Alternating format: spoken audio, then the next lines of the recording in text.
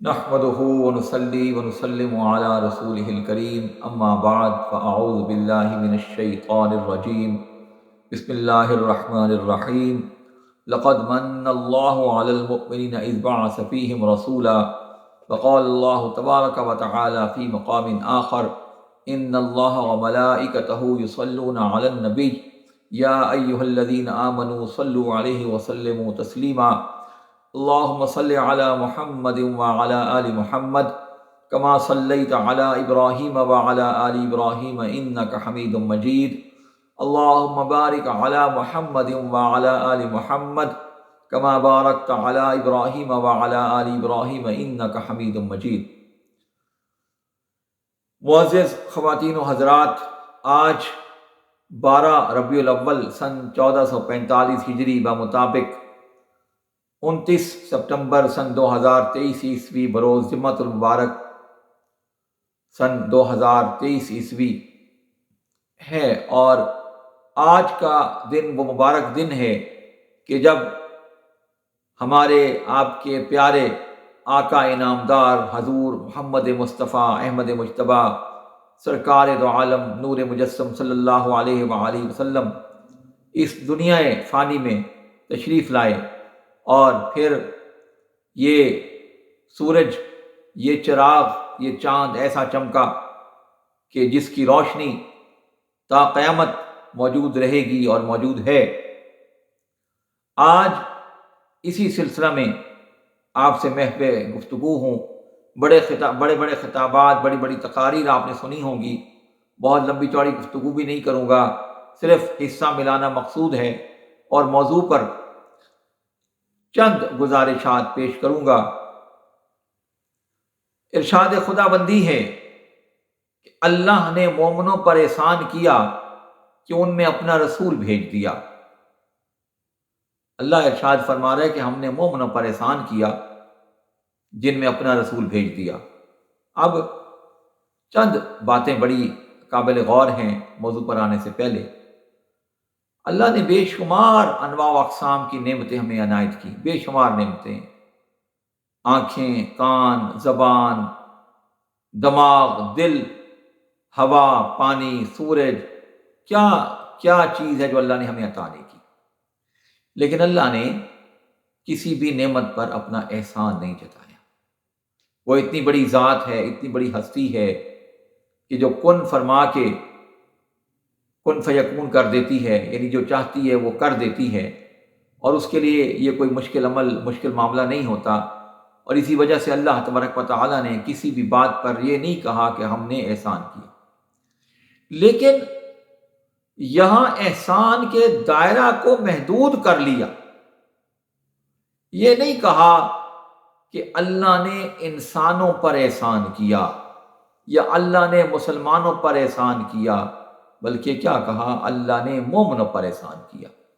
یعنی یہ احسان تو ہے، احسان عظیم تو ہے، لیکن سب مسلمانوں پر نہیں ہے، سب انسانوں پر نہیں ہے۔ اچھا، اب یہ مسلمان اور مومن کے فرق کو بھی سمجھ لیجئے۔ اللہ تبارک و تعالی سورہ حجرات میں ارشاد فرماتا ہے کہ اے ایمان والو، تم ایمان تو لے آئے ہو، تم مسلمان تو بن گئے ہو، لیکن تم ابھی مومن نہیں بنے۔ اسی طرح سورہ احزاب میں جب اللہ تبارک و تعالیٰ نے مسلمانوں کی، ایمان والوں کی کیٹیگریز کا ذکر کیا، مختلف اوصاف کا ذکر کیا، تو وہاں پر بھی کیا فرمایا؟ ان المسلمین والمسلمات والمؤمنین والمؤمنات، یعنی پہلے انسان مسلم بنتا ہے پھر مومن بنتا ہے۔ ہر مسلم مومن نہیں ہوتا، ہر مومن تو مسلم ہوتا ہے لیکن ہر مسلم مومن نہیں ہوتا۔ مسلم کون ہے؟ فرما بردار، حکم ماننے والا۔ مومن کون ہے؟ مومن ہے ایمان والا، جو ہر چیز پر ایمان رکھتا ہے، دل و جان سے مانتا ہے، تسلیم کرتا ہے، وہ اختلاف رائے کے بارے میں سوچ بھی نہیں سکتا۔ یعنی اس کو یوں سمجھ لیجئے کہ ایک بندہ کہے کہ آج کیا دن ہے، دوسرا کہتا ہے ہاں میرا خیال ہے کہ آج جمعہ ہے، دوسرا کہتا ہے نہیں مجھے یقین ہے کہ آج جمعہ ہے۔ تو یہ فرق ہے۔ انسان جب اسلام قبول کرتا ہے تو اس کا پہلی جو اس کی سٹیج ہوتی ہے وہ اسلام کی سٹیج ہوتی ہے، فرما برداری کی سٹیج تو ہوتی ہے، لیکن ابھی ایمان کے مرتبے تک وہ نہیں پہنچا ہوتا، اس مقام تک وہ نہیں پہنچا ہوتا، بلکہ وہ ابھی مسلمان بنا ہوتا ہے، ابھی مومن نہیں بنا ہوتا۔ مسلم تو ہوتا ہے مگر مومن نہیں ہوتا، ٹھیک ہے۔ لیکن جب دائرہ اسلام میں داخل ہوتا ہے، نماز پڑھتا ہے، روزہ رکھتا ہے، اسلام کو پڑھتا ہے، دین کو سوچتا ہے، غور کرتا ہے، قرآن کو پڑھتا ہے، احادیث کو پڑھتا ہے، تو ایک سٹیج وہ آ جاتی ہے کہ جب اس کا اسلام ایمان میں بدل جاتا ہے، اس کا اسلام ایمان میں تبدیل ہو جاتا ہے، فرق آ جاتا ہے، پھر وہ مسلم نہیں رہتا بلکہ مومن بن جاتا ہے، پھر وہ مومن کی زمرے میں آ جاتا ہے، مومن کی لسٹ میں آ جاتا ہے، پھر وہ مسلم نہیں ہوتا بلکہ مومن بن جاتا ہے۔ تو یہاں اللہ نے جو احسان فرمایا ہے وہ مومنین پر احسان فرمایا ہے، مسلمانوں پر احسان نہیں فرمایا۔ اب سوال یہ کہ اللہ نے یہ کیوں کیا؟ اللہ اگر فرما دیتا لقد من اللہ علی المسلمین اذ بعث فیہم رسولا، تو کیا فرق پڑتا تھا؟ کہہ سکتا تھا، اللہ کو کون روکنے والا ہے؟ اور اللہ اس پہ دائرے کو وسیع کر دیتا، کیونکہ اللہ نے اپنے نبی کو تو سب کے لیے بھیجا ہے، مسلمانوں کے نبی بھی وہی ہیں، لیکن ایسا کیوں نہیں کیا؟ یہ سوچنے کی بات ہے۔ تو بات یہ ہے، آج آپ صلی اللہ علیہ وآلہ وسلم کی آمد کو کم و بیش 1500 سال سے زائد کا عرصہ بیت چکا۔ 571 عیسوی میں آپ صلی اللہ علیہ وسلم تشریف لائے تھے، آج 2023 عیسوی ہے، تو اندازہ لگا لیجئے کہ تقریباً کتنا عرصہ گزر چکا ہے، 1500 سال کے آس پاس۔ آج بھی مسلمانوں کے ہی طبقات میں ابھی کشمکش چل رہی ہے، ابھی اختلاف رائے چل رہا ہے۔ ایک طبقہ کہتا ہے آمد کی خوشی کو منانا ہے، دوسرا طبقہ کہتا ہے نہیں، آمد کی خوشی کو نہیں منانا۔ ایک طبقہ کہتا ہے کہ سیلیبریٹ کرنا ہے، دوسرا طبقہ کہتا ہے نہیں کرنا سیلیبریٹ۔ یہ اختلاف ابھی تک چل رہا ہے نا، آپ کے سامنے ہے۔ کیوں چل رہا ہے؟ اب بات یہ ہے کہ جس پر احسان ہو چکا ہے، جس کو قرآن نے بتا دیا کہ اللہ نے تم پر احسان کیا، میں نہیں سمجھتا کہ وہ کبھی سوچے کہ آمد کی خوشی منانی ہے یا نہیں منانی، وہ یہ تصور نہیں کر سکتا، اس لیے کہ جو باحیا انسان ہوتا ہے، باغیرت انسان ہوتا ہے، وہ احسان کا بدلہ چکانے کی کوشش کرتا ہے، یا کم از کم احسان کو احسان مانتا ہے۔ اب جو احسان مانے گا تو اس کی خوشی بھی منائے گا، اس کو سیلیبریٹ بھی وہ کرے گا، اس کو تسلیم بھی وہ کرے گا۔ ایسا نہیں ہو سکتا کہ مالک کائنات، خالق کائنات، علی کل شیء قدیر، کائنات کی خبروں کو جاننے والا، کائنات کے رازوں کو جاننے والا، کائنات کا علم رکھنے والا، تو یہ کہے کہ میں نے مومنوں پر احسان کیا، اور وہ مومن کہے کہ پتہ نہیں اس کا خوشی منانی بھی ہے کہ نہیں منانی، اس احسان کو ماننا بھی ہے کہ نہیں منانا۔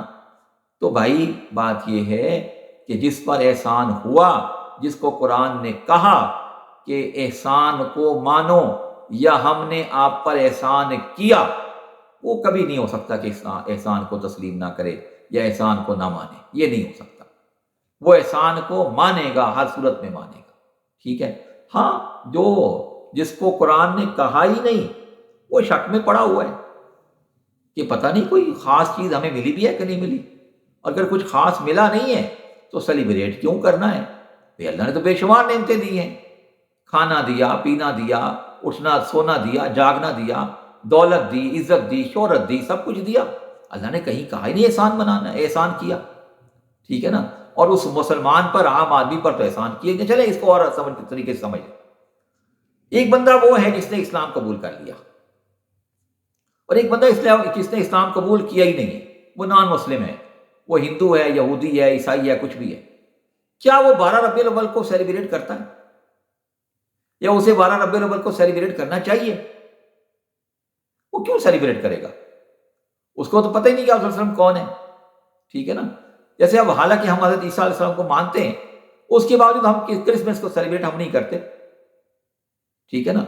جبکہ جس پر احسان ہوا، جس کو کہا کہ تم پر احسان کیا، تو پھر وہ احسان کو کیوں نہیں مانے گا؟ وہ تو مانے گا، اور جو مانے گا وہ سیلیبریٹ بھی کرے گا، وہ اس جشن کو منائے گا، وہ جشن کا اظہار کرے گا، خوشی کا اظہار کرے گا۔ چلیے اس بات کو بہت پھیلا سکتے ہیں، بہت لمبا کر سکتے ہیں۔ ایک دلیل اور دے کے بس بات کو مکمل کر لیتے ہیں، چونکہ حصہ ملانا مقصود ہے، یہاں لمبی چوڑی تقریر مقصود نہیں ہے، صرف حاضری مقصود ہے۔ تو دیکھیے آپ صلی اللہ علیہ وسلم نے خود اس مہینے کا نام کیا رکھا؟ چلے ایک بات اور سمجھ لیں، اسلام کا جو سسٹم ہے سال کا، مہینوں کا، قمری سسٹم ہے، شمسی سسٹم نہیں ہے۔ یعنی یہاں ہر مہینہ کبھی بھی آ سکتا ہے، یعنی محرم کا مہینہ کبھی سردی میں آئے گا، کبھی گرمی میں آئے گا، کبھی نارمل موسم میں آ جائے گا۔ اسی طرح سے سفر کا مہینہ ہے، ربیع الاول کے معاملے میں بھی یہی معاملہ ہے، وہ مہینہ کسی بھی موسم میں آ سکتا ہے۔ لیکن اس کے باوجود آپ سب نے اس مہینے کا نام کیا رکھا؟ ربیع الاول، اور ربی کا مطلب ہوتا ہے بہار، اور اول کا مطلب ہوتا ہے پہلی، تو پہلی بہار۔ اگر یہاں خوشی منانا مقصود نہیں تھا، خوشی کا اظہار کرنا مقصود نہیں تھا، تو پھر اس مہینے کو پہلی بہار کہنے کی کیا ضرورت تھی؟ آپ صلی اللہ علیہ وسلم نے از خود اس مہینے کا نام ربیع الاول رکھا، تو کیوں رکھا؟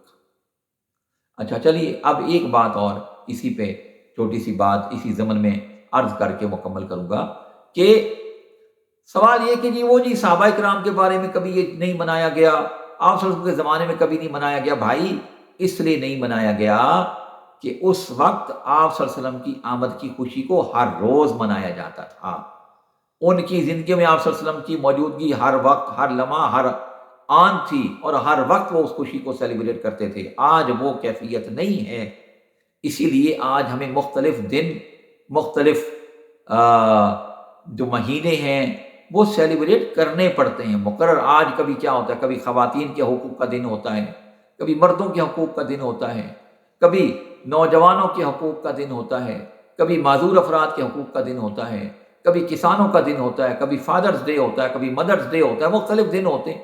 اچھا مزے کی بات یہ ہے کہ ان دین کے ٹھیکیداروں کو کبھی ان دنوں پر اعتراض بھی نہیں ہوا۔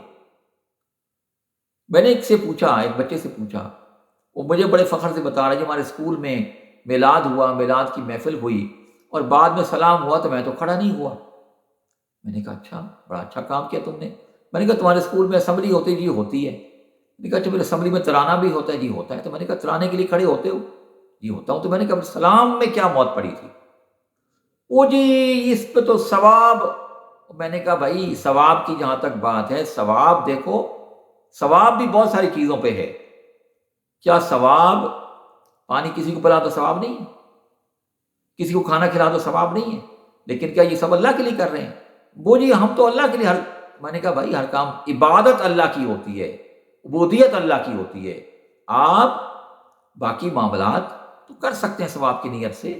کسی کو ایک گلاس پانی پلا تو ثواب ہے، کسی بھوکے کو کھانا کھلا تو ثواب ہے، کسی کے سر پہ پیار سے ہاتھ رکھ دو ثواب ہے، کسی بیوہ کی مالی ضرورت پوری کر دو ثواب ہے، کسی یتیم بچی کی شادی میں اس کی مدد کر دو ثواب ہے، بے شمار معاملات ہے ثواب کے۔ تو بھائی اگر سلام میں اس نیت سے کھڑے ہو گئے کہ وہاں پہ آپ صلی اللہ علیہ وسلم کی تعریف تو ہو رہی ہے نا، آپ کی تعریف سننے کے لیے اگر ہم کھڑے ہو گئے تو کیا اس پہ ثواب نہیں ملے گا؟ قومی ترانے کے لیے تم کھڑے ہو جاتے ہیں، کوئی تکلیف نہیں ہوتی، کوئی مسئلہ نہیں ہوتا، مختلف دن ہم سیلیبریٹ کر لیتے ہیں، کوئی تکلیف، کوئی گناہ نہیں، کوئی تکلیف پریشانی نہیں ہوتی۔ لیکن جب دن آتا ہے 12 ربیع الاول کا تو موت پڑ جاتی ہے۔ تو اللہ تبارک و تعالی ہمیں ان رویوں سے، ان معاملات سے محفوظ رکھے، بچائے رکھے، ہمارے حال پر کرم فرمائے، اور ہمیں یہ دن منانے کی توفیق عطا فرمائے، اور اس طرح کے بے شمار دن ہمیں جو ہے وہ حاصل کرنے کی بھی توفیق عطا فرمائے، اور ان دنوں کو دیکھنے کی توفیق عطا فرمائے۔ اللہ تبارک و تعالی ہمارے حال پر خصوصی فضل و کرم فرمائے، اور ہمیں ایسی شر سے اور ایسی اذیت سے اور گناہ سے محفوظ رکھے اور دل و جان سے اس دن کو منانے کی توفیق عطا کرے۔ وآخر دعوانا الحمدللہ رب العالمین۔